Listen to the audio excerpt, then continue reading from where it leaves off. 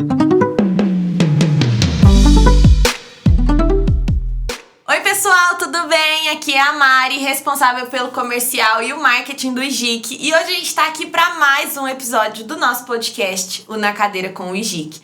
Hoje a gente vai continuar falando para você, barbeiro e também dona de salão de beleza, porque a gente vai trazer um assunto muito importante, que é a lei do salão parceiro. Como eu sei que muitos de vocês têm dúvidas sobre isso, então a gente vai trazer aqui e esclarecer as suas dúvidas. Mas antes da gente começar o nosso bate-papo, eu quero te pedir, nos segue nas redes sociais, tá deixando aqui embaixo na descrição e vai aparecer um card também com todos os nossos arrobas no Instagram, no TikTok. Vai lá, dá sua curtida. Depois que esse episódio for ao ar, a gente vai postar alguns cortes também pra você poder compartilhar aí com a sua galera. E se você ainda não tem um sistema de gestão dentro da sua barbearia, dentro do seu salão, eu quero te convidar a conhecer o IGIC. Nós somos um sistema prático, rápido e muito ágil para você poder fazer a gestão aí do dia a dia no seu salão. Nós vamos deixar aqui um QR Code para você entrar em contato com um dos nossos consultores pelo WhatsApp, tá bom? Mas bora pro nosso bate-papo hoje. Hoje eu tô aqui com um contador que ele tem uma firma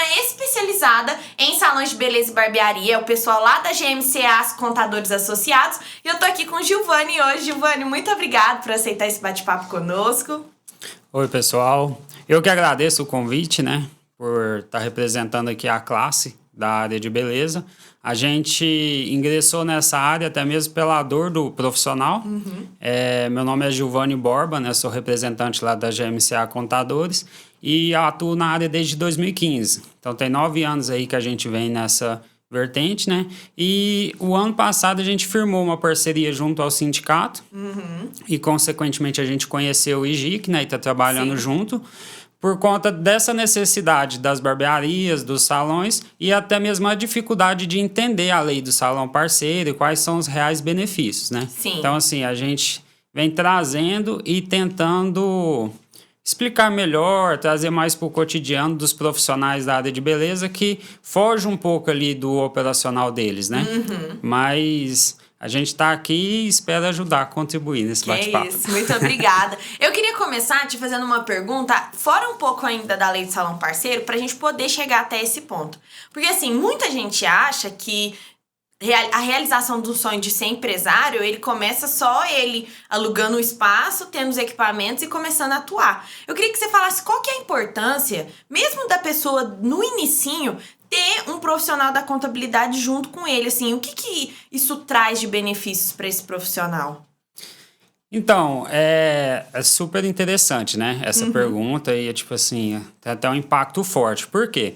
Tem uma cultura muito de falar, o MEI não precisa de contador, o profissional autônomo não precisa de contador. Realmente, em questões de obrigações, não tem essa necessidade. Mas nada te impede de, quando você for iniciar um negócio, mesmo que seja MEI, de procurar um auxílio, procurar uma consultoria para entender melhor e já preparar para o seu crescimento. Por quê? O que acontece na maioria das vezes, principalmente nessa área que eu atuo, que é a área de beleza, o profissional inicia sozinho, na barbearia ou no salão, e o seu negócio começa a crescer de uma forma que às vezes ele nem tem muito controle, né? O negócio ali explode de certa forma e cresce, e logo ele tá com outros profissionais, e aí que ele vai correr atrás de entender. Só que às vezes já é tarde, às vezes causa prejuízo. Então, assim, é muito interessante. Como é da área, eu até brinco muito. O MEI e o profissional autônomo precisa de um profissional da contabilidade? Não, nem sempre. Tem vários profissionais que você mesmo pode se buscar o conhecimento, buscar o autoconhecimento na internet, mas se você quer algo efetivo, com qualidade, não custa nada buscar um profissional. Por exemplo, eu mesmo atendo vários MEI, dou consultoria, eu faço abertura e explico, e muitas das vezes eu nem fidelizo o cliente mensalmente. Por quê? Eu vou de acordo com a necessidade. E eu já preparo o cliente para quê? Para um possível crescimento, ele retornar ao escritório, né, e fechar essa parceria com a gente. Então, assim, muitas das vezes eles ficam com medo de procurar essa ajuda, né, por conta de custos e das despesas, e às vezes nem terá esse custo. O Sebrae mesmo é uma porta de entrada aí para os microempreendedores, que eles dão esse suporte inicial gratuito. Então, assim, não custa você iniciar um negócio e já procurar sobre essa parte de gestão empresarial. Legal. E, por exemplo, né, você falou aí do profissional autônomo. Realmente, a maioria deles começa sozinho, né? Ou quando que abre o próprio negócio começa sozinho, ou vai trabalhar, né, em algum outro salão, alguma outra barbearia. Para essa pessoa que tá começando, mas já tá pensando lá na frente, qual que é o caminho certo que ela tem que trilhar? Então, ela abre o MEI dela e depois, quais são os próximos passos até ela chegar a ser um CNPJ, por exemplo?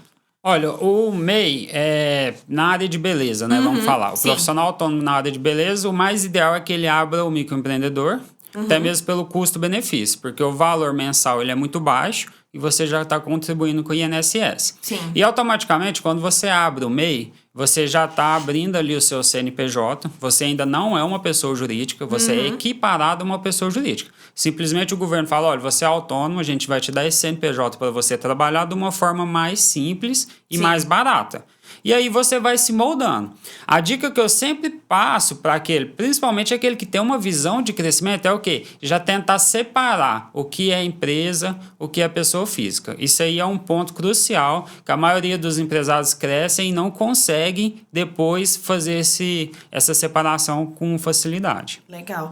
E, por exemplo, né, aí você falou isso, dentro do IGIC a gente tem o comissionamento automático para o profissional, né? Então, o gestor da barbearia define o comissionamento. Muitas vezes, o profissional autônomo, vamos falar assim, ele trabalha ele e mais uma pessoa, né? E aí, geralmente, o dono, ele também é um profissional, ele também corta cabelo. É correto ele já começar se comissionando? Então, por exemplo, ele recebe o salário dele, vamos falar assim, da comissão do que ele está produzindo. Como que você instrui, né, essa questão da parte de comissões? Olha, a parte aí volta um pouco para a gestão financeira dele, pessoal, né? Geralmente, quando a gente vai atender os salões, a maioria já tem esse costume. Quando eles são organizados, né? Quando não é organizado, tudo que vai entrando, eles vão pegando. Mas quando é mais organizado, eles já tendem a fazer essa comissão. Eles falam, olha, a mesma comissão que eu pago para o parceiro, eu vou pagar também para o meu pessoal, né? Para aquilo que eu executar. Não é que seja errado, né? Assim, é até interessante, mas o que eu falo para eles é o seguinte, olha, estipula um teto. Porque senão, quanto mais a sua empresa crescer, mais você vai aumentar o seu salário e outra, você vai oscilar muito. Sim. Então, trabalha um certo período trabalhando com as comissões, né? E estipula, faz um controle ali da sua pessoa física, quanto que é o necessário, né? Sim. E estipula um teto. Para quê? Para você educar a sua vida financeira pessoal e a vida financeira da sua empresa. Então, eu sempre falo para eles fazer, e até mesmo porque aquilo que sobrar vai para o caixa da empresa. Então, a empresa vai ter fluxo de caixa, vai ter um melhor capital de giro. Sim. E aí, se começar a ter uma sobra muito grande, ele vai começar a ter a retirada de lucros e dividendos a longo prazo. Sim. E aí eu falo outra coisa que eu acho muito interessante. Se você pega R$1.000 todo mês, é mais fácil você gastar, né? Principalmente ali a pessoa física. R$1.000 às vezes impacta no seu salário, então você gasta muito fácil. Mas se você começa a ter uma margem de lucro e você começa a pegar esse dinheiro uma vez por ano, por exemplo, você pega R$12.000. Quando você pega esses R$12.000, você já pensa, nossa, o que eu vou fazer? Será que eu posso investir aqui na barbearia, né? Será que eu posso investir no meu negócio? E aí a tendência é que esse lucro venha aumentando. Então, ao invés de pegar 2.000 por mês, você pega 24.000 no ano. Ou 12.000 a cada 6 meses. Então, assim, te dá uma visão melhor de investimento e a parte de educação financeira mesmo. Legal. Então, você como contador, nessa parte, por exemplo, de pegar, sei lá, vamos chamar de Prolabore. Nossa, enrolei a língua toda. Vamos falar que é um Prolabore. E aí, você recomenda, então, iniciar com um comissionamento um pouco mais baixo, às vezes inferior ao dos parceiros, e depois ir fazendo essa retirada dos lucros. Como que seria a forma certa que você recomendaria para um cliente seu? Olha, depende muito da realidade, né? A realidade de cada cliente muda muito. Sim. Então, assim, o que eu bato na tecla é o seguinte, por quê? Porque não adianta, geralmente quando eu chego nos salões, eles estão com a parte financeira um pouco perdida. Sim. Por falta, às vezes, de instrução, por ter procurado a tempo um auxílio. Então, o que eu faço primeiro? Eu entendo a necessidade dele como pessoa física e a realidade do salão. Sim. E aí a gente define um Prolabore. Porque o seu Prolabore tem que ser o suficiente para fazer os custos da sua vida pessoal que você tinha até então, e tem que ser algo que a empresa tem capacidade de arcar. Não adianta, mas eu preciso ganhar 12 mil, mas a empresa não tem capacidade de te pagar 5. Então, aí a gente vai reeducar ou a empresa ou a sua pessoa física, entendeu? Legal. Eu preciso de um Prolabore de 7 mil, tá? Mas por quê? Aí eu sempre faço 3 perguntinhas, né? Quanto você gasta, quanto que você precisa realmente gastar e o que você poderia diminuir. Tipo assim, pra gente fazer essa separação e ver realmente qual é seu custo de vida, o básico ali, né? E depois vem, é lógico, com seus lazeres e etc. Legal. E, por exemplo, você falou aí, né? Muitas das vezes a pessoa vai procurar ajuda quando ela já tá num momento complicado. O que você falaria que é um alerta? Tipo assim, a pessoa ainda não procurou um contador. O que pra você já é uma luz amarela de tipo assim, olha, eu estou precisando de ajuda, a partir de agora eu preciso de um profissional. O que você falaria que seria esse alerta pro profissional? Olha, pra mim, assim, ó, o alerta é inicial. Eu vou abrir meu negócio. Mesmo que você vai ser MEI, busque um profissional para entender melhor se realmente você se enquadra. Por quê? Lá na GMCA Contadores, o que a gente faz? Quando o pessoal que é microempreendedor procura, a gente instrui ele até quando ele pode ser MEI. E ali, a partir daquele ponto, ele não pode mais ser, e aí é onde vai ter que buscar um profissional. Que é quando você estoura o faturamento do microempreendedor, quando você precisa ter mais funcionários. Então, assim, a minha indicação é sempre, vou iniciar um negócio, procura um profissional. Mas eu não quero pagar e tudo, assim. A gente lá nem cobra essas consultorias iniciais, sabe? Só que o Sebrae também te dá um suporte muito bacana, tem outros órgãos que dão esse suporte também. Então, assim, às vezes você se inibe de procurar por medo. E aí a consequência é maior. Sem contar a internet, né? Que tem várias informações, desde que você procure... sites confiáveis, né? Então, assim, tem muita coisa na internet, até o site do Sebrae mesmo. Então, assim, se for buscar na internet, busca sites confiáveis. Cuidado com os golpes, porque é triste. Realmente, hoje em dia a gente tá num lugar que tem muitas informações. E aí, isso nos leva ao assunto da lei do salão parceiro. Que eu acredito que ainda tá um pouco confuso para todo mundo e muitos salões de beleza temem essa questão de ter que se tornar um CNPJ, de ter que começar a emitir notas fiscais. E quando a gente trocou aquela ideia, né, a gente até falou, eu acho que é interessante trazer isso pro profissional, porque muitos deles só pensam na parte de pagar o imposto, de ter que emitir a nota fiscal. Mas que, na verdade, o salão parceiro tem vários benefícios também pro estabelecimento, né? Não só pro dono do salão, pro dono da barbearia, mas também pros profissionais que trabalham lá. Então, eu queria que, pra gente começar a falar sobre o salão, você trouxesse um resumo, assim, do que é, de fato, a lei do salão parceiro. O que isso traz, assim, pros profissionais da beleza hoje? A lei do salão parceiro, ela veio para atender uma necessidade específica, né, do ramo, lógico, né? Lei do salão parceiro. Mas é porque, tipo assim, já era muito comum os profissionais trabalharem com comissão. Ao invés de ser CLT. Então, assim, isso é comum na área, até mesmo porque o profissional prefere trabalhar comissionado para ele montar a carteira de clientes, né?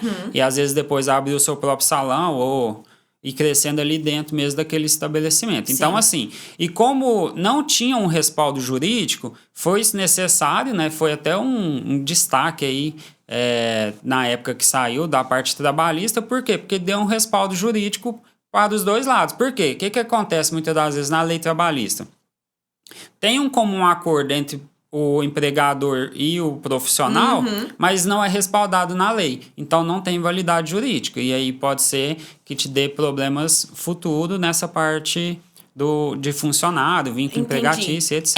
Isso que eu ia te perguntar, por exemplo. Digamos que tem aí um salão de beleza e tem 3 profissionais. Uma delas sai, não recebe rescisão nem nada. Se não tiver enquadrado, né, se o salão não tiver organizado, né, vamos falar assim, nessas questões tributárias e nesses acordos, se a profissional que foi desligada entrar na justiça, ela consegue comprovar o vínculo empregatício? Muito provavelmente que sim.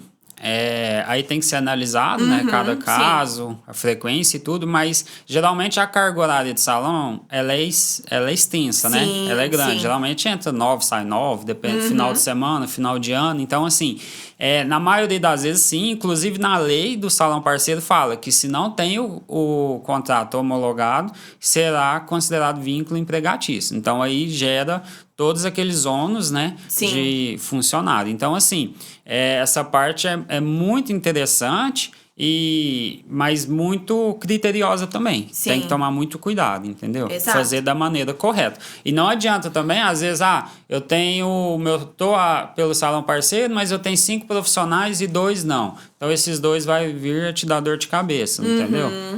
Às vezes, nem por má fé dele e tudo, mas por um desentendimento, né? Então, assim, tem que entender muito a realidade. Sim. E se você for se adequar, então faça da maneira correta. O custo-benefício é muito válido hoje. Sim. E aí, assim, o que são esses benefícios que a lei traz? Porque aí, o que vai acontecer? O salão, ele tem que ser obrigatoriamente um CNPJ, certo? Não, o salão não pode ser MEI mais. Isso, o salão não pode ser MEI por conta das atividades que ele executa, né? Então, tipo assim, quais são os benefícios? Os principais benefícios: não gera vínculo empregatício. Sim. É porque é um comum acordo, é um contrato formalizado entre as duas partes, entre o profissional e o salão. Então, não gera vínculo empregatício, desde que o contrato atenda às normas da lei. Sim. E tudo que é executado dentro do salão esteja de acordo com o contrato. E aí, então, você está resguardado num processo trabalhista e o profissional ele é considerado realmente como um autônomo, prestador de serviço. Sim. Outro ponto benéfico que tem, né, o benefício muito válido, é a questão do imposto. Por quê? Os micros e pequenas empresas é tributado pelo seu faturamento. Sim. Então, você pega o seu faturamento, vira a sua base de cálculo, né, e você paga o imposto sobre isso.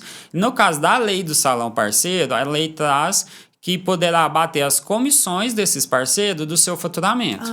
Ou seja, então assim, traz uma economia muito válida, né? Até mesmo porque, como é um faturamento de um terceiro, não faz sentido tributar na minha empresa. Sim. Só que, se você não está de acordo com a lei de salão parceiro, tudo que fatura no seu estabelecimento, você deve pagar o imposto, né, sobre o valor total. Então, assim, dá uma diferença gigantesca, a maioria das vezes até de 50% do valor do imposto. Não, com certeza, porque eu acredito que hoje, dentro dos negócios de beleza, a parte de comissões é o custo mais alto, né? Assim, pensa, um salão que tem 10 profissionais, a maior parte das despesas, vamos falar assim, do salão é no pagamento das comissões, né? Isso, a parte da comissão fica bem alta, né? Muitas das vezes o que os profissionais fator é maior até que o meu próprio faturamento, né? E quando o seu salão começa a crescer, você até sai do operacional. Sim. Então, assim, é um benefício muito válido, né? Essa questão de abater os impostos e traz um resultado, assim, muito significativo.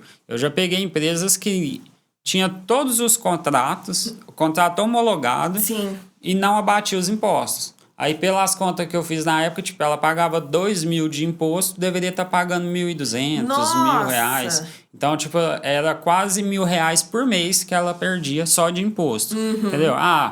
Se for pensar num ano aí, é 12.000. Sim. 5 anos, o impacto que isso não traz, muito né? grande. E às vezes te cobra outras despesas. Por exemplo, R$1.000. Uma energia, internet. Então, tipo assim, abate outros custos fixos que você já tem. Sim. E você tá pagando...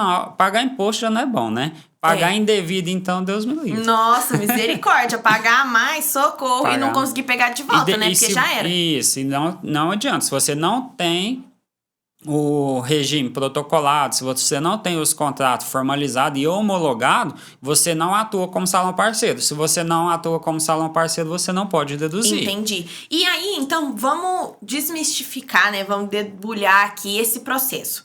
Digamos que a pessoa já tem um MEI e ela quer transformar para um CNPJ para começar a atuar no salão parceiro. O que essa pessoa precisa fazer? Isso. Aí, o que ela precisa fazer? Primeiramente, ela vai ter que transformar a sua empresa, né? Não é obrigatório fazer a transformação de natureza jurídica. Sim. Você pode simplesmente, né, desvincular ali o seu regime tributário do MEI, ficando no Simples Nacional, e manter a sua natureza jurídica empresário individual. Que existe o microempreendedor, né? Que ele é uma opção tributária dentro do Simples e que ele já é empresário individual. Então, assim, o pessoal confunde muito. Fala, eu quero deixar de ser MEI e virar Simples. Ou eu quero deixar de ser empresário e virar empresa. Na verdade, o MEI, ele é um regime tributário. Então, tipo assim, é uma forma simplificada para pagar o imposto ali unificado bem baratinho mesmo e não ter obrigações acessórias quase que nenhuma. Então, assim, mas o ideal, o que a gente indica? Você já está dando um passo, então transforma a sua empresa em sociedade limitada, né? Transforma ela numa pessoa jurídica mesmo, porque até então você é uma pessoa física equiparada à pessoa jurídica. Sim. Transforma ela numa pessoa jurídica e agora separa profissional, pessoa física, da sua empresa. Você não é mais a sua própria empresa, né? Hoje você é sócio do seu negócio. Mas se você quiser incluir até outro sócio, você pode, né? Mas assim, você é o que responde por ela, mas ela é uma pessoa separada da sua. Então, assim, a indicação é essa, faz a transformação, mas não é obrigatório fazer. Mas o que você tem que fazer é o quê? Desenquadrar do MEI, certo? Sim. Com a norma obrigatória, que você vai ter vários parceiros e você vai ter uma atividade que não permite mais, que é o quê? É um âmbito empresarial. O MEI, ele é para profissional independente. O pessoal confunde muito. Mas tem atividade de cabeleireiro. Tá, mas é o cabeleireiro independente. O MEI, ele é para o profissional autônomo, entendeu? Então, quando você vai abrir uma empresa e vai ter várias pessoas prestando serviço, não pode mais. Então, você sai do microempreendedor individual, né? Sim. Continua no Simples Nacional, se for o mais viável. E eu indico transformar a empresa em sociedade limitada para já dar um up melhor, porque em questão de linha de crédito em banco, você tem uma outra tratativa. Legal. E aí, depois disso, é partir para os parceiros, né? Isso. Aí, aí, todos os parceiros, então, como você falou, eles sim têm que ser MEI. Eles podem iniciar como MEI, nada impede dele também, por exemplo, ele fatura mais do que o permitido, ele pode sair do MEI e continuar como parceiro, não tem problema não. Mas aí ele tem que ser no mínimo ali o MEI, ter o CNPJ, para ele conseguir formalizar o contrato dele de parceria. Entendi. E aí, no caso, por exemplo, né, aí a pessoa, o salão nesse momento regularizou. Eu tenho aqui um assistente que vai entrar. Eu preciso enquadrar ele no MEI também? Ou eu posso manter ele sem por enquanto? Não, o assistente, então, aí depende muito. Por quê? Se for um assistente cabeleireiro que ele é comissionado, ele vai agir como um profissional, receber comissão ali, mas aí ele ainda, por exemplo, atua com o seu auxílio, às vezes você trabalha junto, mas ele é um profissional que recebe sua comissão do que ele executa, ele tem que ter o MEI formalizar. Mas, geralmente, o assistente é aquele que, às vezes, trabalha com um salário, às vezes tá aprendendo o serviço, te dando um suporte, esse tem que ser CLT. Legal. Entendeu? Esse teria que ser CLT. Então, o comissionado, vinculado às atividades principais, que é cabeleireiro, barbeiro, esteticista, maquiador, esse pode ser MEI, desde que trabalhe na forma de comissão e já é um profissional. Sim. Quando ele é um assistente assalariado, aí entra mais como CLT mesmo. Entendi. Entendeu? E a respeito da parte de notas fiscais? Porque aí agora a gente vai ter, vamos falar assim, o CNPJ, que é o salão, e a gente tem os MEIs, que são os profissionais. Quem tem que emitir a nota fiscal referente aos procedimentos realizados lá dentro? Isso. A nota fiscal por exemplo, você vai num salão de beleza, eu vou no salão X, certo? Então, eu como cliente fui no salão X. Quem prestou um serviço para mim foi o salão X. Então, o salão X tem que emitir a nota pro cliente, entendeu? Entendi. Eu sempre explico assim para tentar ficar mais claro. Então, assim, quem prestou o serviço para o cliente foi o salão. Sim. É lógico que às vezes teve ali, mas por exemplo, fui numa loja ali de eletrônico e comprei lá. Tem um vendedor, mas você comprou de quem? Da loja. Da loja. Então, a mesma coisa é o salão. Então, quem emite a nota para o cliente é o salão. O salão é obrigado a emitir a nota para os clientes. E aí o MEI, ele emite a nota somente do que foi pago para ele. Isso. Aí o MEI, ele é um prestador de serviço do salão. Então, aí inverte, entendeu? É como se ele presta um serviço para o salão. Então, ele emite uma nota de prestação para o salão. Então, assim, o salão emite para os clientes e o MEI emite referente às suas comissões do que ele vai receber para o dono da empresa, né? Porque salão. aí isso justifica, então, o abater dos impostos, né? Porque o MEI já vai ter pagado seus próprios impostos. Então, não justifica o salão Isso mesmo. pagar uma segunda vez. Isso, não faz muito sentido, né? Nossa, ficou super claro para mim quando agora. você vai... outros segmentos que vai prestar serviço numa empresa também, ele emite a nota, né, dele para a empresa e recebe. E aí ele paga o imposto sobre a nota dele. O MEI é a mesma coisa. Por exemplo, se o parceiro não for MEI, se ele for, por exemplo, só Simples Nacional, não está mais no MEI, fatura lá 10 mil por mês como parceiro. Sim. Né? Ele emite a nota para o salão e ele tem que pagar o imposto sobre os 10 mil. Aí é responsabilidade dele, entendeu? Sim. De fazer o pagamento. E aí, você falou da questão do contrato, que ele tem que ser homologado. Como se homologa esse contrato? Tem um contrato padrão? Como que acontece essa questão da assinatura do contrato?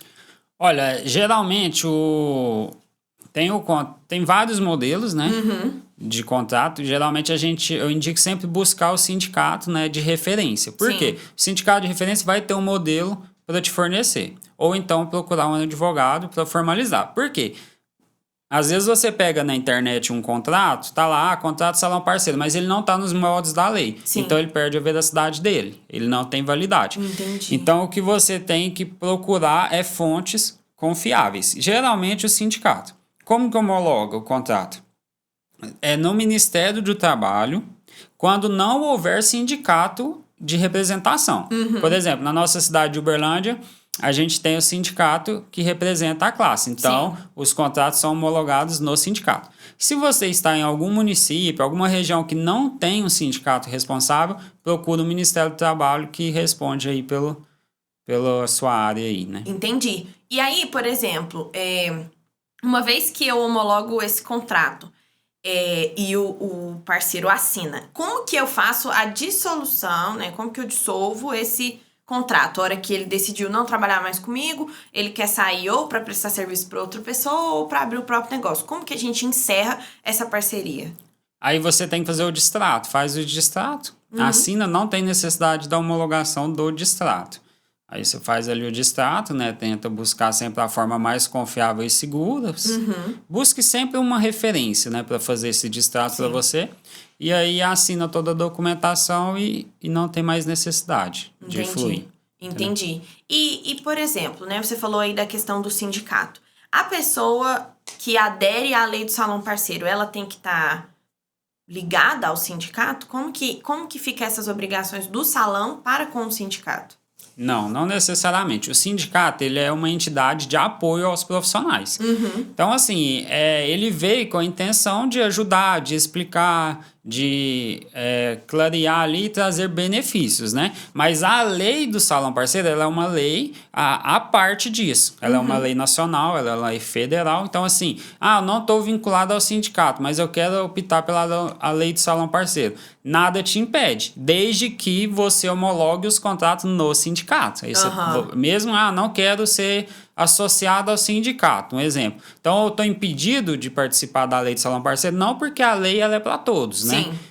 E lá na lei, em momento nenhum, fala que você é obrigado a associar ao sindicato. Lá fala que você é obrigado a homologar o contrato. Então, assim, seguindo as normas da lei, não necessariamente você é obrigado a se associar. Mas, assim, aí eu indico sempre a pessoa procurar e entender se para ela é interessante ou não. Entendeu? Assim, porque é o sindicato que olha a sua classe, né? Aí tem gente que gosta, tem gente que não gosta, eu não entro muito nesse mérito, não. Aí eu falo, você tem que homologar, vai lá e vê se para você considera válido, né? Legal. E, por exemplo, né, aí falando assim de Uberlândia, mas pensando em outros casos. Porque Uberlândia tem o sindicato. E as cidades vizinhas aqui? Vamos falar Araguari, Monte Carmelo, né? Montes Claros é longe daqui. Monte Carmelo, Patrocínio, que ainda tá mais ou menos perto. O sindicato daqui atende ou cada cidade tem o seu?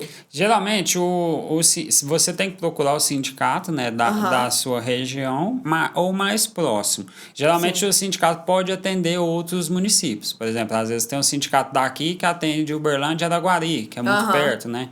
Dizem que Araguari é até um aglomerado aqui. É o maior bairro de Uberlândia. É o maior bairro de Uberlândia. Então, geralmente, acontece muito, né? Igual o Sindicato do Comércio, Araguari e Uberlândia é o mesmo. Então, assim, aí você tem que procurar na sua região, né? E se não encontrar, aí você procura o Ministério do Trabalho. Porque eu acredito que nem o Ministério do Trabalho também não tem em todo lugar, mas aí você tem que buscar o de referência. O mais próximo. Isso. E aí, Giovanni, vamos pensar agora na pessoa que está informal. Essa pessoa não tem MEI, essa pessoa nunca pagou impostos pelos serviços. Só que ela começou a crescer, colocou lá 2 profissionais dentro do negócio dela. Como que ela vai fazer essa transição para a formalidade, né? Para virar uma pessoa jurídica e colocar os seus profissionais também nessa situação. Como que isso vai acontecer, assim? Como que faria? Olha, acontece muito, né, de procurar, aí o pessoal tá movimentando maquininha de cartão, Pix no CPF, aí tá tudo misturado. E aí a gente entra com a parte muito de gestão financeira para entender Sim. a realidade, né? Por exemplo, eu já peguei cliente. Porque o que é o correto? O correto é você pegar todo o período e regularizar tudo.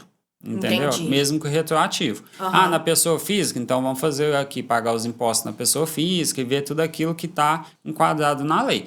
Mas eu pego o cliente, analiso toda a vida financeira dele, porque às vezes ele faturava um período que ele era até isento. Então, assim, não faz sentido, porque eu já peguei casos de gente que pega, abre e paga, faz a pessoa pagar um monte de impostos retroativos que às vezes nem é devido. Então, cada caso é um caso. Mas o que eu falo é o quê? Vamos arrumar hoje, fazer certo daqui para frente. E o para trás a gente analisa e vê qual que é a forma mais correta e melhor de regularizar para não ficar nenhuma pendência também. Sim. Mas o que eu bato mais na tecla é o seguinte, já regulariza hoje, daqui para frente. Entendeu? Para trás você vai arrumando. Por quê? Porque quanto mais o tempo passa, se você regularizar hoje, o tempo vai passando, aquele período vai ficando para trás. Sim. Passou 5 anos, prescreveu muita coisa, prescreve. Então vou arriscar. Não é que eu tô falando para você arriscar, não. O que eu tô falando é o seguinte, começa a fazer certo a partir de hoje. Já fez errado, não tem como voltar atrás. O que passou, passou. A gente volta e tenta fazer da melhor forma possível. Mas vamos arrumar daqui para frente. Que é o mínimo que tem que se fazer, né? Sim. E por exemplo, tem muita gente que começa na informalidade mesmo, né? Às vezes, por exemplo, dá o exemplo de manicure. Começa indo a domicílio, faz unha de um, de outro, vai recebendo no CPF. Quais são os prejuízos que agir, né, trabalhar na informalidade pode trazer para essa pessoa? Olha, a manicure, por exemplo, né?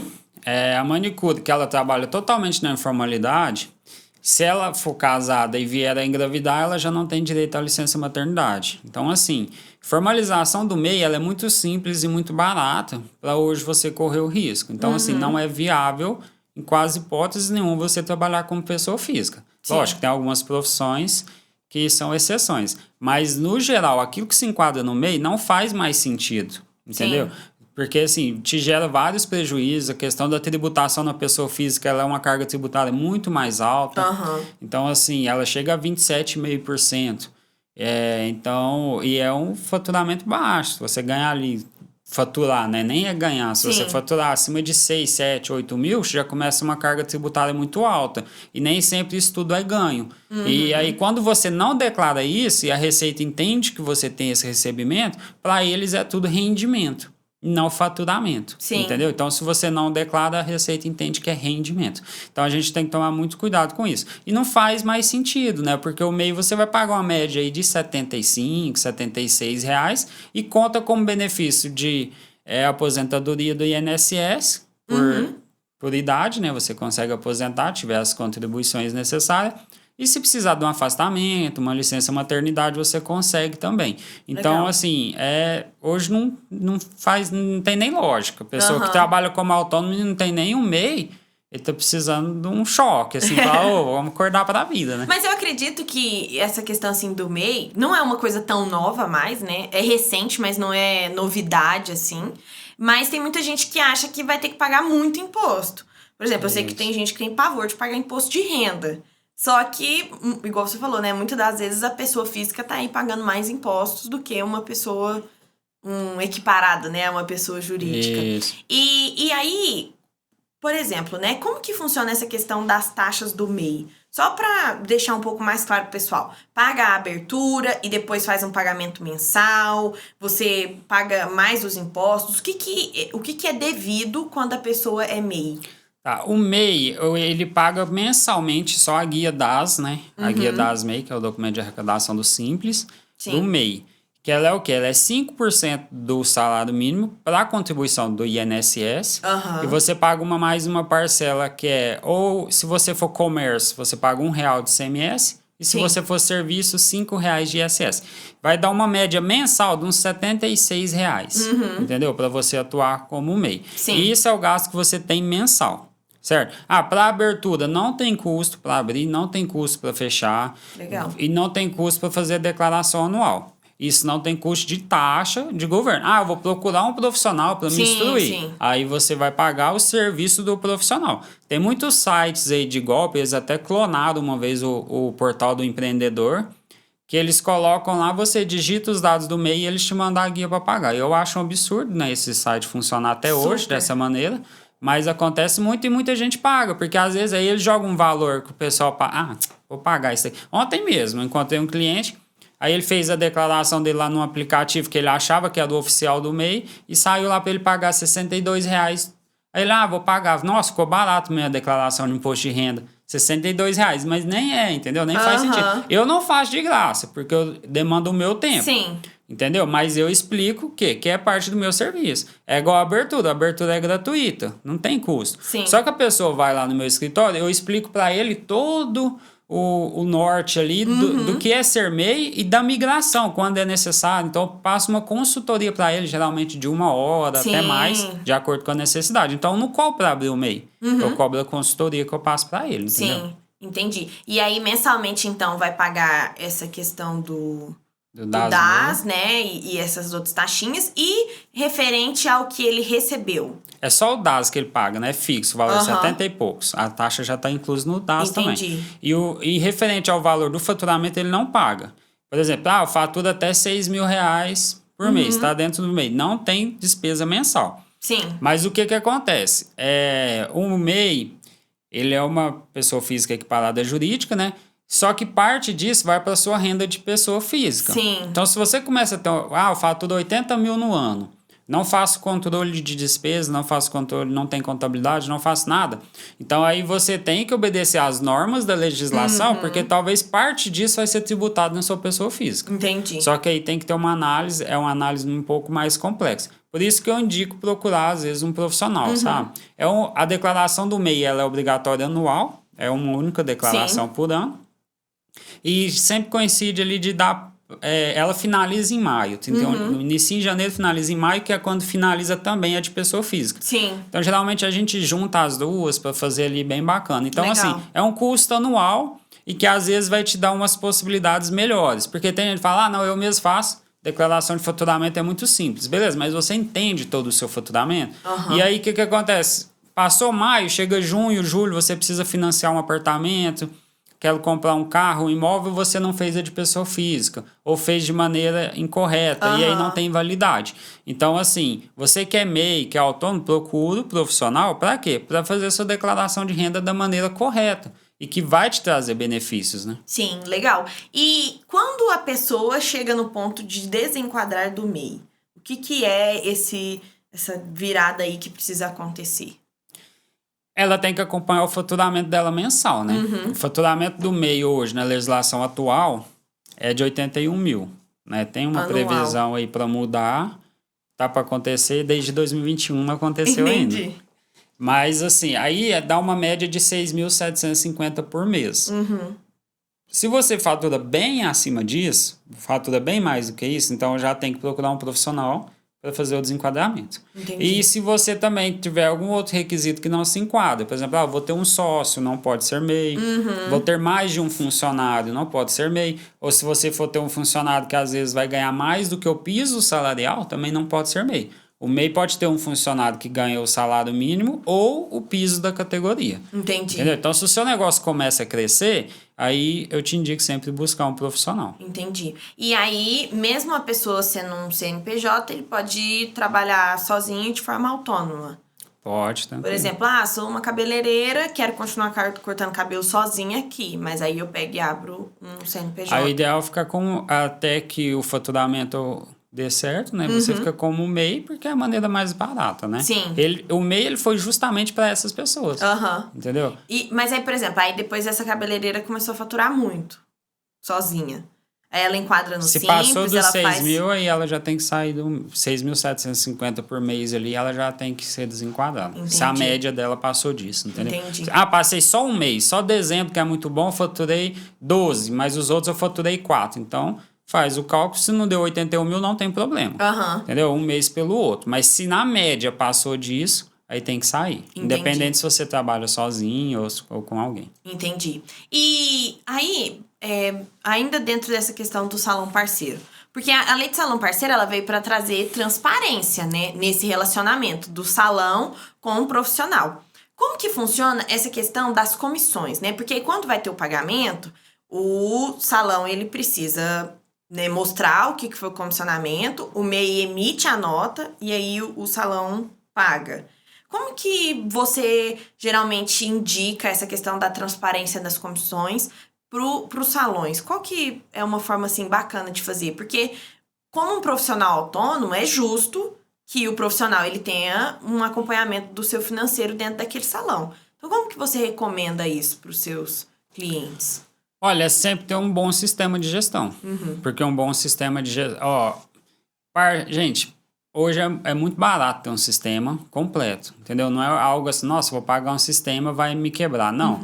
Então, assim, o sistema de gestão, ele economiza muito o seu tempo, te dá muita qualidade no serviço. Então, assim, serviço de gestão, igual o IGIC, né? Ele traz as comissões do parceiro pelos atendimentos, todos os atendimentos que ele fez. Então, assim, a maneira de você passar confiança para o seu profissional é tendo o sistema que demonstre esse relatório. Sim. Né? E isso é o que a empresa tem que fornecer para ele. Olha, você fez todos esses atendimentos de acordo com os agendamentos. Né? E aí o profissional parceiro também, se quiser ter o controle dele, aí ele tem alguma ferramenta que ele faça esse controle ou acompanhe ali semanalmente, né? Mas tem que ter o sistema, né, para ter essa transparência ali com o profissional. Sim. E o pagamento dessas comissões, ele tem que ser mensal, ele tem que ser semanal? Como que funciona? Aí ele é definido no contrato. Você define no contrato, a maioria dos casos é quinzenal ou mensalmente, né? Mas aí ele é definido no contrato. Tem que ter a cláusula lá específica que define a forma que vai ser os pagamentos, né? Sim. Aí sempre o pagamento mediante a nota. Sim. Prestei o serviço, fechou as comissões, emite nota, recebe. Acontece muito o quê? O pessoal paga, não pega a nota, depois a nota vem atrasada ou nem vem essa nota. Então, assim, eu sempre falo para meus clientes, já criva isso, já educa dessa forma. Olha, eu te pago mediante a nota. Geralmente é assim, em todo local, né? Que você vai prestar um serviço, você pega você emite a nota e recebe. Sim. Então, o profissional parceiro, a indicação também é essa. Já para ficar certinho, porque é mais fácil, né? Porque pensa um salão que tem 10, 12 profissionais. Aí ele vai fazendo os pagamentos, não pega a nota. Depois tem que sair pegando nota, um emite, outro não emite. Então, assim, é uma forma mais fácil, é o quê? Emitiu a nota, faz o pagamento. E sem essa nota não tem como abater o imposto. Sem a nota não abate o imposto. Aí é ruim pro dono. Sem a nota não abate o imposto. Tem que ter a nota fiscal que comprova, né? Porque numa fiscalização eles vão buscar todas as ligações para ver se está dentro do salão parceiro. E a nota é uma. Sim. E outra coisa que é importante a gente frisar, a questão da regularidade do MEI.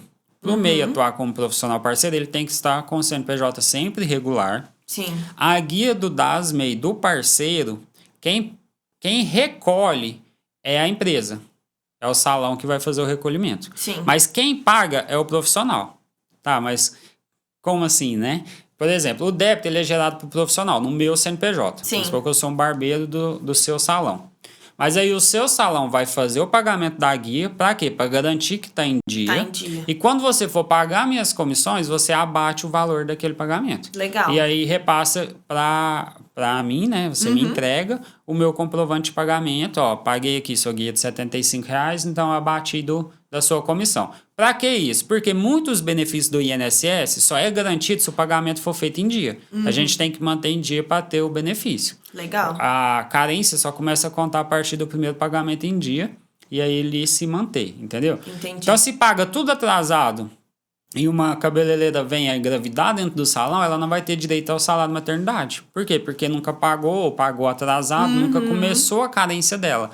E aí isso pode gerar uma grande dor de cabeça e até a quebra do contrato e ela entrar como funcionária. Então, assim, é muito importante esse pagamento do DAS-MEI do profissional ser responsável. O pagamento não, o recolhimento ser responsabilidade do salão. Sim. E ele abater da comissão na hora de pagar o profissional. Legal, porque aí não deixa ninguém no prejuízo, né? Nem o salão, nem o profissional. Nem o salão, nem o profissional. Legal. E aí, uma outra dúvida. Esse profissional autônomo, ele pode emitir nota para mais de um salão? Eu posso ser parceiro de mais de um salão? Pode sim. Uma das características é justamente essa. Você é um profissional autônomo, você é livre. Ah, eu tenho meu salão e quero ser parceiro ali naquele outro. Você é autônomo, entendeu? Legal. Lógico que você tem que seguir as regras do estabelecimento. Tem salões que falam, olha, eu só fecho contrato com exclusividade no meu salão. Porque eu quero alavancar minha marca, a gente já tem uma clientela, senão daqui a pouco você está levando meus clientes lá para atender na sua casa. Então, assim, tudo depende muito do contrato e da forma do contrato, entendeu? Mas você é um profissional autônomo, você é livre para executar a sua função. Você pode emitir nota para quem você quiser. Então. Digamos assim, ó, por exemplo, a pessoa atua aqui em Uberlândia e ela decide passar 2 meses em São Paulo para fazer um curso profissionalizante e aí decidiu trabalhar lá também. Essa pessoa pode, então, começar um contrato num salão lá. Pode ter os 2 contratos, né? Às vezes ela vai ter que suspender, porque no contrato ele tem o horário de funcionamento do salão. Mas aí ele, por exemplo, então eu sou obrigado a estar todo dia naquele salão, aquele horário? Não, você é obrigado a avisar com antecedência que não vai abrir a agenda naquele período. Legal. Então, por exemplo, todo dia das 9 às 6 o salão está aberto, eu me comprometo a estar lá. Se na sexta-feira eu não vou, eu tenho que avisar, geralmente com 48 horas antes. Sexta eu não vou, não abre a agenda, ou remaneja a minha agenda aí, que eu não vou conseguir. Sim. Num caso desse também pode ser feito. Olha, vou ficar 2 meses fora, a gente suspende o meu contrato, que eu vou trabalhar lá, né? Sim. E vou executar com o pessoal lá. A única coisa que eu indico é que quando esse profissional voltar, que ele apresente a regularidade dele fiscal. Sim. Porque se ele estava com um contrato lá e outro aqui, tem que estar em dia, entendeu? Sim, tem que legal. estar sempre em dia. Legal. E uma outra coisa, né? Porque aí o salão, ele precisa emitir a nota fiscal dos serviços prestados. Como que entra a questão de venda de produtos? Porque a gente sabe, principalmente dentro das barbearias hoje, né? Tem muito a venda de produtos. Como que enquadra? Porque aí vão ser 2 notas diferentes, né?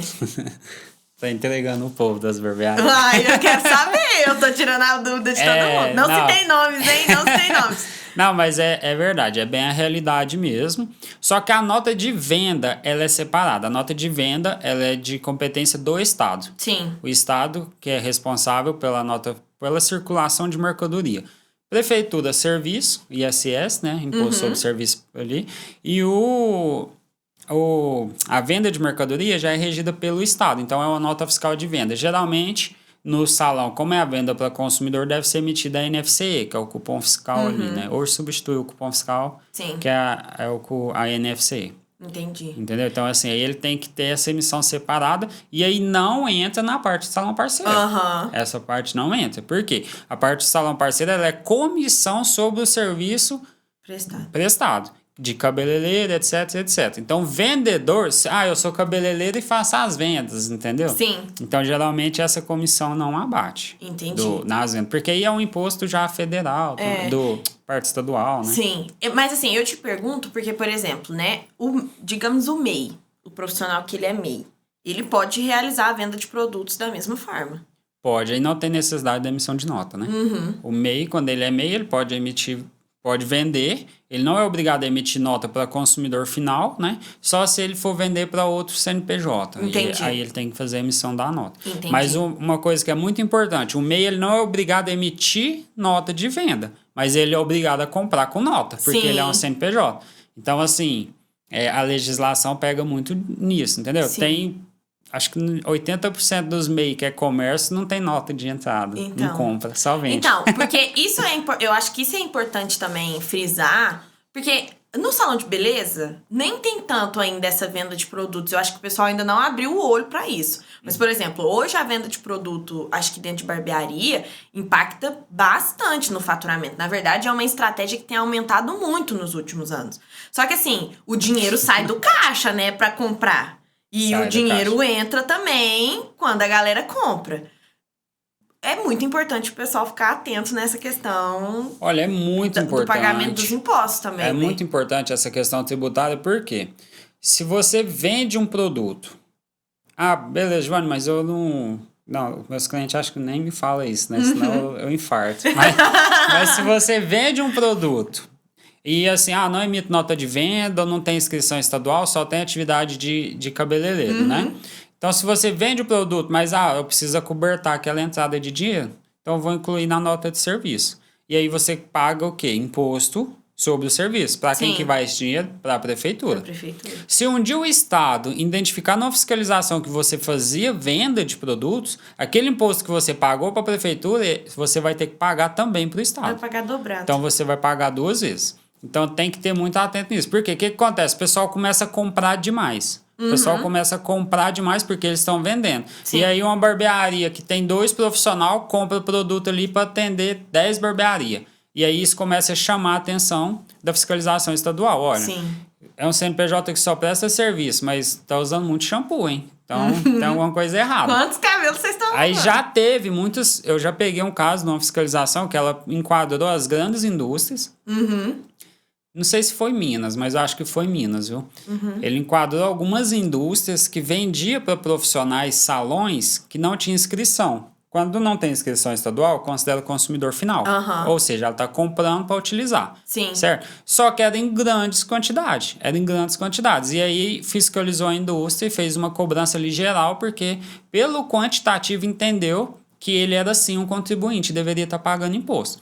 E uma coisa muito que tem que prestar muita atenção nessa parte de cosmética, a parte do ICMS a carga tributária é muito alta. Sim. De compra de fora do estado, varia aí de 25%, 35% Altíssimo. na compra que você paga. Por exemplo, as grandes indústrias de cosmética tá Espírito Santo e Goiás. Por Sim. quê? Espírito Santo e Goiás não tem substituição tributária, que é um imposto que você paga antecipadamente para o estado.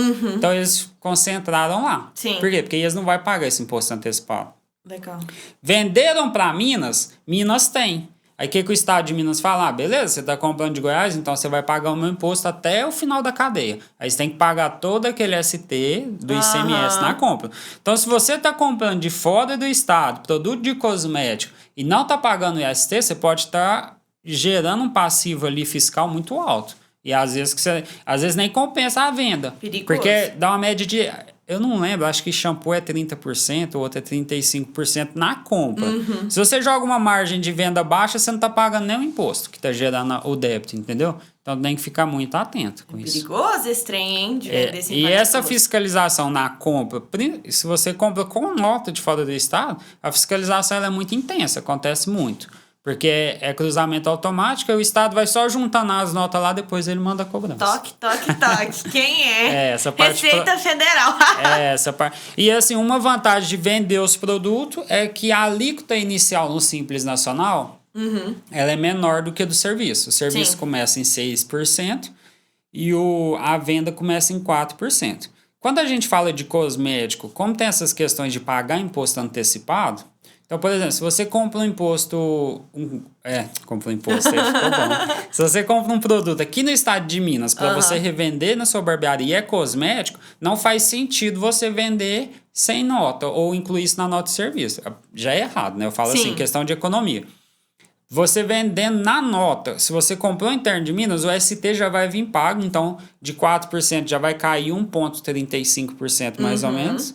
E ainda o PIS e COFINS, ele é monofásico, também já foi pago, então já vai cair mais. Então você vai pagar, acho que 2,02% sobre a venda inicial dos produtos. Então, assim, tem que analisar, né? Tem que Sim. procurar alguém, um profissional, para analisar e entender a sua realidade, se é viável ou não. Legal, legal. Assim, eu acho que, finalizando, né, fechando esse nosso bate-papo, acho que a conclusão que fica é: tenha um profissional contador do seu lado pra te auxiliar em tudo. Porque, assim, eu achei muito esclarecedor as coisas que a gente conversou hoje. Eu tinha muitas dúvidas a respeito da lei de salão parceiro. Eu ficava, gente, mas a nota, o MEI vai ter que emitir, porque quem prestou serviço é o MEI. Então, eu acredito que da forma que você trouxe pra nós ficou bem claro. E quem quiser o seu serviço, né, o serviço da sua firma, como que faz, como que entra em contato com vocês? Já deixa aí a dica pro pessoal. A gente tem, né, o WhatsApp que você pode compartilhar, né, para nós, o WhatsApp do escritório. Sim. E tem também o nosso Instagram, né, GMCA Contadores, que a gente posta ali algumas coisas, pode chamar no direct, a gente vai estar respondendo.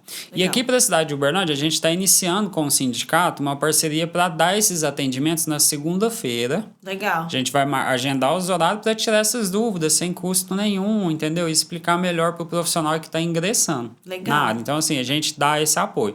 as redes sociais, né, para procurar, que é o jeito mais fácil, né? O WhatsApp e através do sindicato também que a gente formalizou essa parceria. Legal. Ainda não iniciou, mas até conversei hoje, já tá para sair esses agendamentos já. Bacana, bacana. Então, ó, pessoal, se você ainda não tem um profissional contador para poder te auxiliar aí nas suas demandas, nas suas finanças pessoais, né, e também da barbearia, do salão, entre em contato com o Giovanni, o pessoal lá da GMCA, Contadores Associados. E também, se você ainda não faz a gestão do seu negócio usando um sistema, é como o Giovanni falou mais cedo, hoje em dia é muito barato. Os planos do IGIC começam a partir de R$ 59,90 e você tem acesso a todas as nossas funcionalidades. Desde funcionalidades de agendamento, como link de agendamento, agenda digital, mas também todo o seu controle financeiro, de estoque, comissionamento automático e toda a parte aí de relatórios para você saber como está a saúde financeira do seu negócio. Se você quiser saber um pouco mais a respeito do IGIC,